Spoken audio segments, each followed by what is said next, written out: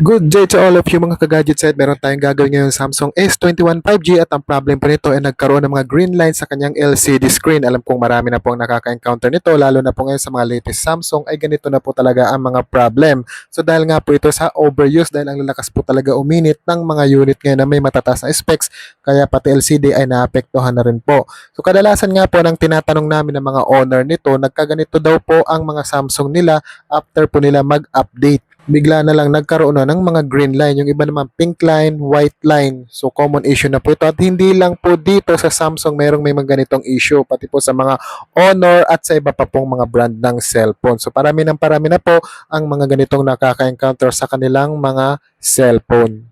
So ang gagawin ko pong solution dito ay papalitan na po ito ng panibagong LCD. So ang ipapalit ko po dito ay LCD with frame na po. Kapag LCD with frame ang ating ipapalit LCD, lahat po ng pyesa or parts niya dito sa lumang frame niya ay ililipat po natin doon sa bagong metal frame. So watch nyo po ang ating video kung paano tayo nagpapalit ng LCD with frame panel. At sa mga gusto nga po magpa-repair dyan ng inyong mga cellphone or magpapalit po ng LCD, pwede po kayo mag-walk-in sa amin shop. Pwede nyo po yung panoorin at hintayin habang ginagawa po namin. At kung kayo naman po ay malalayo, pwede nyo po ipadala sa amin via LBC.